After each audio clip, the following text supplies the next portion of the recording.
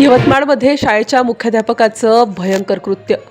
7वीतील मुलीच्या मांडीवर असं, हे संपूर्ण ऐकून मारायला उठाल. ज्या माणसाच्या हातात मुलांचं भविष्य सुरक्षित असायला हवं, तोच अंधारात दबा धरून बसलेला असेल तर मग पालकांनी विश्वास ठेवायचा तरी कोणावर? ही घटना अशी आहे जी ऐकताना प्रत्येक पालकाच्या काळजात धडकी भरवेल आणि प्रत्येक शिक्षकाच्या प्रतिमेवर प्रश्नचिन्ह उभं करेल. ती 7वीत शिकणारी मुलगी, रोजप्रमाणे शाळेत येणारी. सगळं बाहेरून पाहिलं तर अगदी शांत. शाळा, वर्ग, वही, पुस्तकं, रोजचाच दिनक्रम. पण याच शांततेच्या आड या लहान मुलीच्या आयुष्यात भीतीचं वादळ सुरू झालं होतं.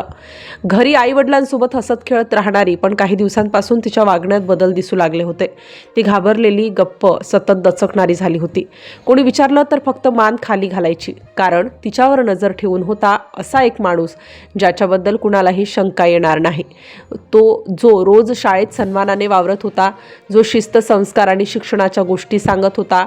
हळूहळू त्या मुलीला त्रास सुरू झाला.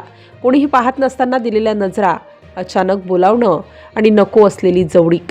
मुलगी घाबरलेली पण गप्प, कारण समोर उभा होता एक अधिकार असलेला माणूस. कोणालाही सांगितलंच तर बरं होणार नाही असं सांगितलं जात होतं. भीती इतकी वाढली होती की ती मुलगी स्वतःच्या आईवडिलांकडेही पाहायला घाबरत होती. आणि मग एक दिवस एक फोन आला. तो फोन नेहमीसारखा नव्हता. तो आदेशासारखा होता, धमकीसारखा होता. मी फोन करेल तेव्हा येशील, बस, प्रश्न नाही.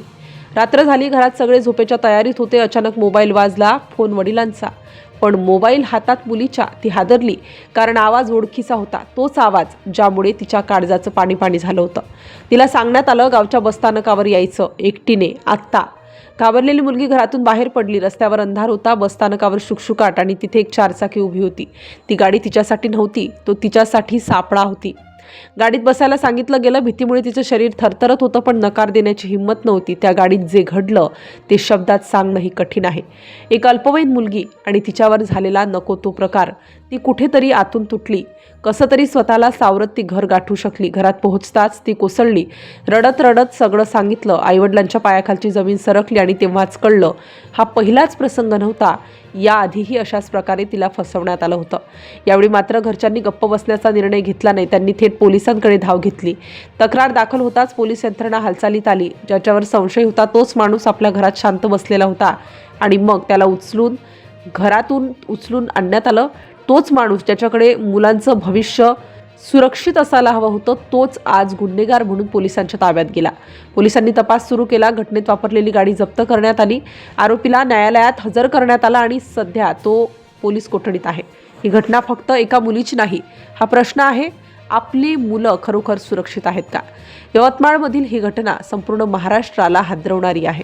कारण दोषी कोण आहे यापेक्षा तो दोषी कोणाच्या रूपात होता हेच सर्वात भयानक आहे.